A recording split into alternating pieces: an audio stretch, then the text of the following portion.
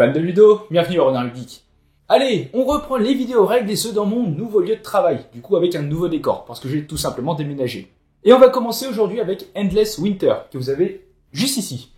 Ici on sera sur un jeu avec pas mal de mécaniques, notamment avec du deck building, de la pose ouvrier. Ça sera pour 1 à 4 joueurs, donc oui, il y a un mode solo qui est incorporé, et on sera sur des parties d'environ 1 heure à 2 heures. Dans Endless Winter, vous allez incarner une tribu, et à travers les âges, vous allez tenter de devenir de plus en plus prospère. Pour ça, vous aurez plusieurs axes de jeu disponibles, comme par exemple avec des actions qui vont être liées au deck building. Vous pourrez chasser, avec un système de collection. Vous pourrez migrer, donc vous déplacer sur un plateau de tuiles pour étendre votre influence. Vous pourrez également construire des mégalithes, progresser sur une piste offrande et honneur, enfin bref, vous aurez tout plein d'axes pour parvenir à la victoire.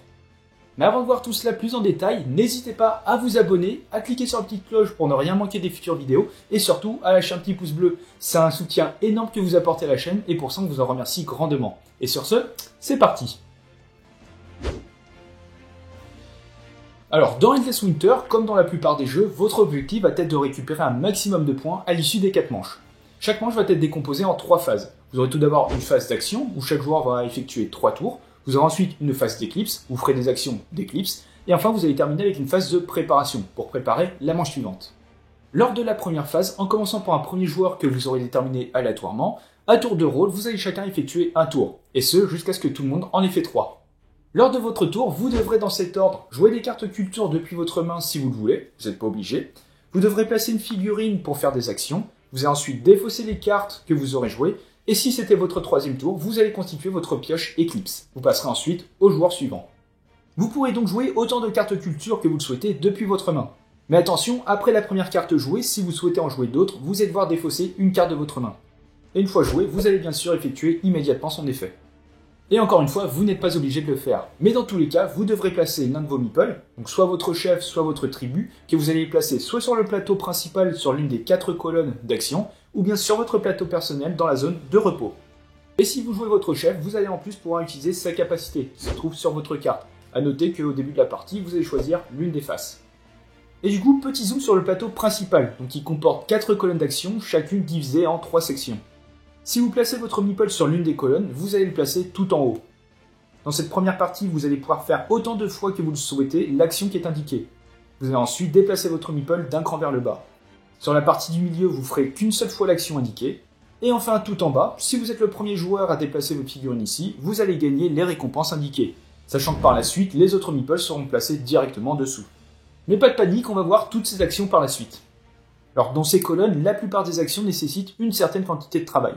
Et ce travail, vous allez pouvoir le retrouver sur vos cartes tribus. Vous allez donc pouvoir en jouer depuis votre main pour avoir le nombre de travail qui est requis. En plus de ça, vous allez pouvoir utiliser les compétences de vos cartes ainsi jouées. Et pour récupérer du travail, vous pourrez dépenser autant de nourriture que vous le souhaitez. Autre endroit où vous allez pouvoir placer vos meeples, c'est sur votre plateau personnel dans la section repos. Alors si vous le placez là, vous allez pouvoir immédiatement piocher une carte et incliner une carte animale si vous le souhaitez. Alors le fait d'incliner une telle carte, ça va vous permettre de gagner les ressources indiquées. Mais par contre, vous ne marquerez pas les points de cette carte à la fin de la partie. On y reviendra plus tard. Une fois vos actions terminées, vous allez défausser toutes les cartes que vous avez jouées. Et si c'était votre dernier tour, vous allez constituer cette fameuse pioche d'éclipse. Alors pour ce faire, vous allez placer autant de cartes de votre main que vous le souhaitez dans cette pioche. Et les cartes que vous conservez resteront pour la manche suivante. Et une fois que tous les joueurs ont effectué leurs 3 tours et constitué cette pioche, vous allez justement passer à cette phase, la phase d'éclipse.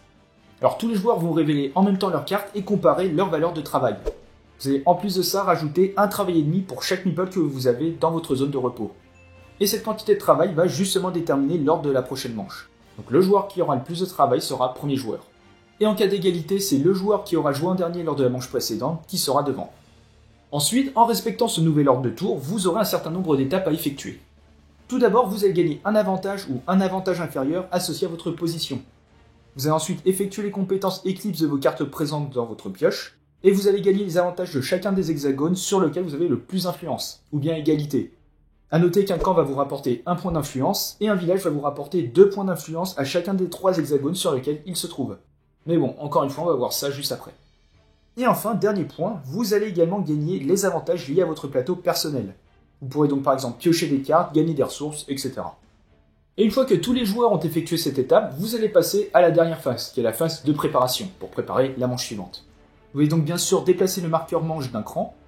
vous allez récupérer toutes vos figurines, renouveler la zone de chasse, donc en mettant autant de cartes qu'il y a de joueurs plus 1, et vous allez rajouter des cartes culture. A noter qu'à partir de la troisième manche, vous allez mettre des cartes de l'ère 2. Et enfin, chaque joueur va piocher 5 nouvelles cartes qui vont venir s'ajouter aux cartes que vous avez encore en main. Et là, vous êtes prêt à démarrer une nouvelle manche. Alors à présent, on va regarder un peu plus en détail les actions que vous avez sur le plateau principal.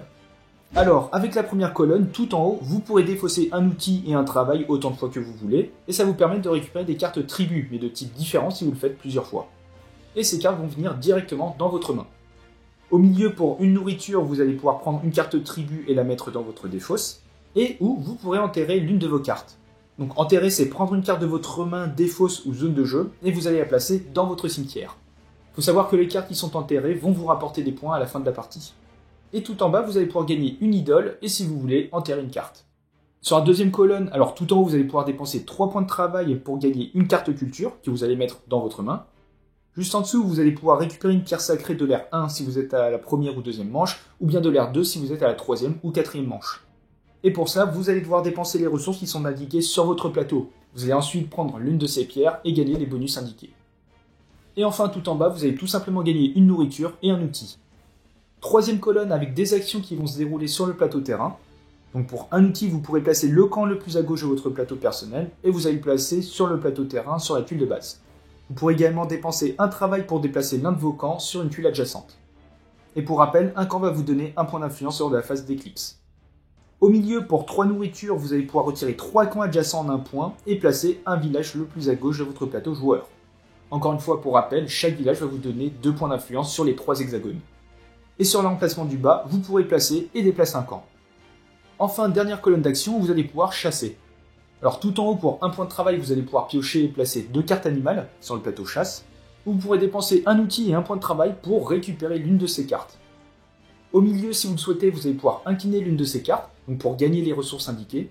Et enfin, tout en bas, vous pourrez prendre la première carte animale de la pioche et la mettre dans votre jeu. Donc voilà pour ce qui était des actions.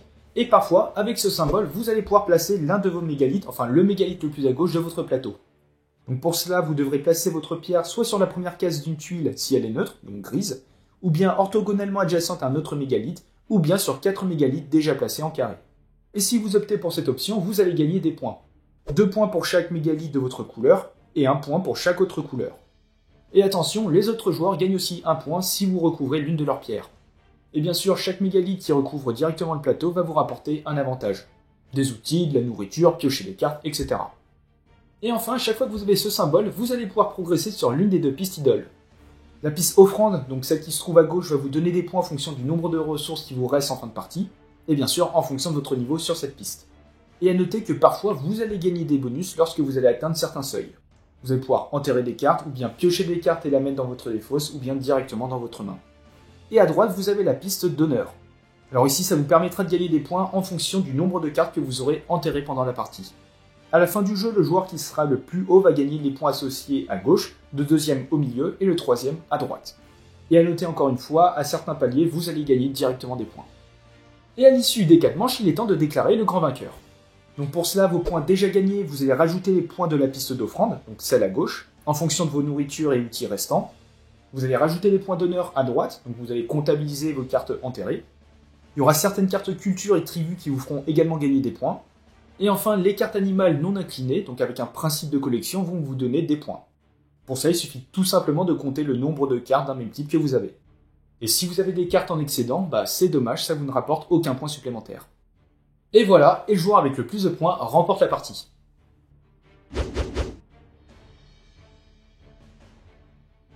Et voilà, c'est la fin de cette vidéo. Donc maintenant, vous savez à peu près tout sur Endless Winter. Si le jeu vous a plu et que vous souhaitez soutenir la chaîne, n'hésitez pas à utiliser le lien qui est en description. Et encore une fois, vous pouvez très bien vous abonner, laisser un petit pouce bleu et commenter, ça nous fait toujours plaisir. Et sur ce, on se retrouve dans une prochaine vidéo. Ciao!